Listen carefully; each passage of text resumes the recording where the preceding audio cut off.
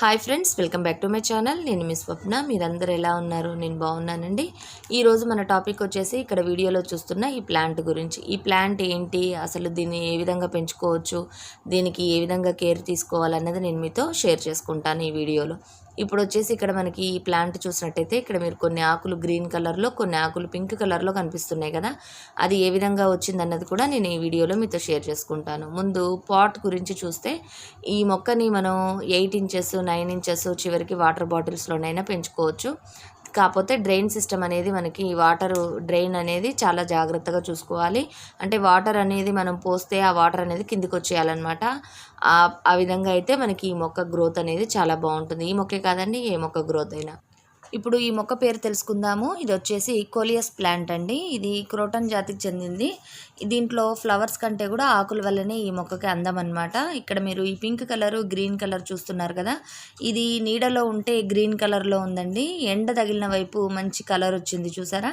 ఇది ఎండకి పెట్టడం వలన నాకు ఈ కలర్ అనేది వచ్చిందనమాట ఈ మొక్కకి. అయితే ఇప్పుడు ఈ మొక్క యొక్క కాడల సంగతి విషయానికి వస్తే, ఈ కాడలు చాలా సెన్సిటివ్గా ఉంటాయండి. ఇవి వాటరీగా ఉంటాయి. మనం ముట్టుకుంటూ ఉంటేనే విరిగిపోతూ ఉంటాయి అన్నమాట. చాలా డెలికేట్ అని చెప్పొచ్చు. అయితే మళ్ళీ ఈ కొమ్మలు, విరిగిపోయిన కొమ్మల్ని మళ్ళీ మనం నాటుకుంటే ఊరికేనే నాటుకుంటాయి. ఇదిగోండి, ఇక్కడ నేను ఇందాక పాట్ని ఇటువైపు కొంచెం తిప్పుతూ ఉంటేనే ఈ విధంగా కొమ్మలు ఊడిపోయినాయండి.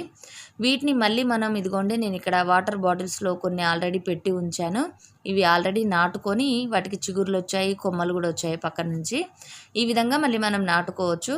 అయితే ఈ మొక్కని బుషీగా చేసుకోవడానికి దీనికి సంబంధించి ఒకటే ఒక టిప్ ఉంటుందండి. ఈ విధంగా చిగుర్లు వస్తాయి కదా, మనం ఇక్కడ వీడియోలో చూపిస్తున్నట్టుగా చిగుర్లని కొంచెం విరవాలి.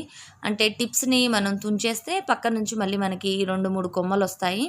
ఆ కొమ్మలు కూడా కొంచెం ఎదిగిన తర్వాత మళ్ళీ వాటి చిగుర్లను తుంచితే మళ్ళీ ఒక 5-6 కొమ్మలు వస్తూ ఉంటాయి. ఈ విధంగా మనకి మొక్క అనేది బుషీగా తయారవుతుంది.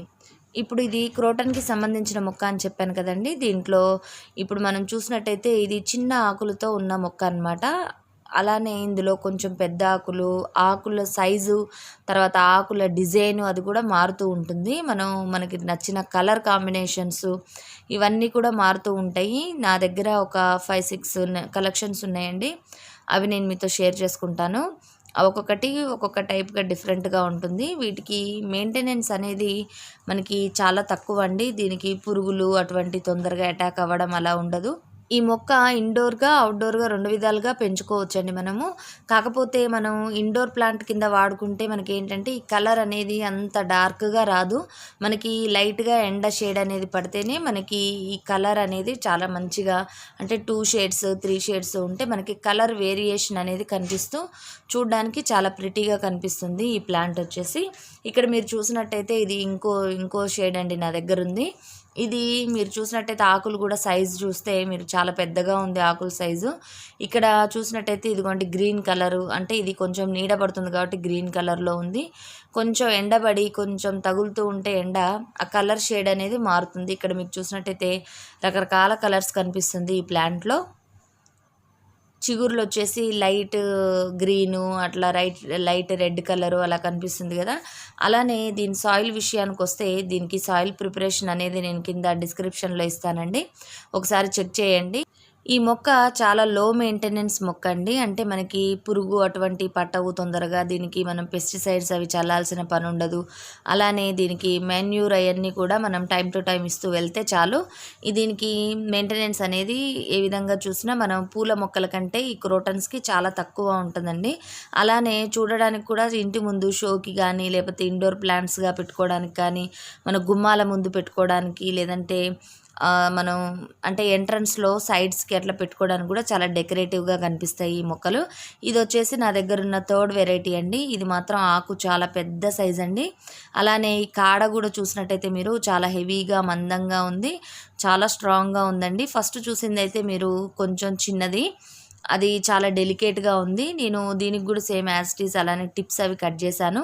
ఇప్పుడు మీరు చూసినట్టయితే కింద నుంచి మనకి మళ్ళీ రూట్స్ మొదలయ్యాయి, అంటే కొన్ని అంటే కొత్త కొమ్మలు మొదలైనవి అన్నమాట. ఇక్కడ మీరు చూసినట్టయితే దీని కాడ కూడా చాలా హార్డ్గా, చాలా మందంగా, అంటే చాలా లావుగా ఉంది. ఇక్కడ నేను ఇది రీపాటింగ్ కూడా ఇంకా చేయలేదండి. ఓన్లీ క్యారీ బ్యాగ్‌లోనే ఉంచాను. అంటే నాకు ఇక్కడ ప్లేస్ తక్కువ కదా! మళ్ళీ దానికి ఎండ అవన్నీ తగలాలి అన్న ఉద్దేశంతో నేను ఆ చిన్న క్యారీ బ్యాగ్‌లోనే ఉంచాను. దీన్ని కూడా నేను నెక్స్టు కుండీలోకి మార్చేసుకుంటాను. ఎందుకంటే మొక్క ఎదుగుతుంది కాబట్టి మనం ఇంకా మెన్యూర్ అవి ఇస్తే ఇంకా కొంచెం బలంగా పెరుగుతుంది. ఇంకొక వెరైటీ వచ్చేసి ఇది మీరు రెగ్యులర్‌గా కనిపించే వెరైటీ అండి మీకు. మామూలుగా బయట మనకి నర్సరీలో అటు ఇటు మనకి ఈ వెరైటీ అనేది ఎక్కువగా అందుబాటులో ఉంటుంది.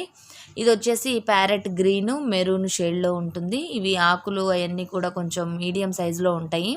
సేమ్ వీటికి కూడా అదే మన టెక్నిక్‌ని యూజ్ చేసుకుంటే మనకి బ్రాంచెస్ అనేవి చాలా వస్తాయి. ఇదొచ్చేసి నా దగ్గరున్న 4థ్ కలెక్షన్ అండి ఇది. ఈ వీడియో గనుక నచ్చినట్టయితే లైక్ చేయండి, షేర్ చేయండి, సబ్స్క్రైబ్ అవ్వండి నా ఛానల్‌కి. కొత్తగా చూసే వాళ్ళైతే సబ్స్క్రైబ్ అయినాక పక్కన ఒక బెల్ బటన్ ఉంటుందండి. దాన్ని యాక్టివేట్ చేసుకుంటే మీరు వెతుక్కోకుండానే నా వీడియోస్ అనేవి మీ ముందుంటాయి. ఇక్కడ మీరు చూసినట్టయితే ఇదిగోండి మొక్క దీనికి ఫ్లవర్స్ అనేవి ఈ విధంగా వస్తాయి. ఫస్ట్ ఆ విధంగా చిన్న కుచ్చులాగా వస్తుంది. ఆ తర్వాత చిన్న చిన్న ఫ్లవర్స్ అనేటివి వస్తాయన్నమాట.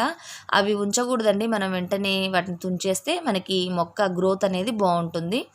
ఇదిగోండి ఇక్కడ మీరు చూసినట్టయితే ఇక్కడ కాడ దగ్గర కొంచెం నల్ల నల్లగా కనిపిస్తుంది కదా! ఇప్పుడు సమ్మర్ స్టార్ట్ అయింది కాబట్టి నేను కోకోపిట్‌ని ఒక లేయర్‌గా వేసుంచాను. ఎందుకంటే మనం వాటర్ పోయడం కొంచెం డిలే అయినా గూడా ఆ మొక్క అనేది డ్రై అవ్వకుండా ఉంటుంది. ఇది తొందరగా డ్రై అవ్వడానికి ఛాన్సెస్ ఉంటాయండి. ఇది బుషీ ప్లాంట్ అని చెప్పాను కదా! వాటరీగా ఉంటుంది కాడలు. అవేంటంటే వెంటనే డ్రై అయినట్టు అనిపిస్తాయి. దీనికి మెయింటెనెన్స్ అంటూ చేయాలి అనంటే దీనికి 1 మంత్‌కి ఒకసారి వర్మీ కంపోస్టు అటువంటివి ఇవ్వాలి. ఈ సమ్మర్ నుంచి కొంచెం కాపాడుకోవాలండి. ఎండ బాగా వచ్చే టయానికంటే ఇప్పుడు అంటే స్టార్టింగ్ ఎండలు తక్కువగా ఉంటాయి. కొంచెం ఎండలు గనక అలా ఉంటే వీటిని షేడీ ఏరియాలు అంటే మన మెట్ల కింద గానీ లేదంటే ఇండోర్ ప్లాంట్ కింద మన రూఫ్స్ కింద కానీ అలా ఉంచుకోవచ్చు. లేదంటే ఆఫ్టర్‌నూన్ ఎండ అంటే 12 వరకు పడే ఎండ ఉన్న చోట పెట్టుకొని ఆ తర్వాత తీసి మళ్ళీ నీడలో పెట్టుకోవాలి. ఇక లేదు అనంటే మీరు సమ్మరు ఈ ఎండలు ఎక్కువయ్యే కొద్దీ మీరు ఎండలోనే ఉంచేస్తే మొక్క తొందరగా చనిపోతుందండి. అలా కాకుండా మనం ఈ కొమ్మలు కూడా బ్రాంచెస్ అవి ఊడిపోయినయి ఉంటే వాటిని గ్రో చేసుకుంటూ ఉంటే మనకి ఒక చెట్టు ఎండిపోయినా ఇంకో చెట్టు ఉండడానికి అవకాశం అనేది ఉంటుంది. ఇంతేనండి.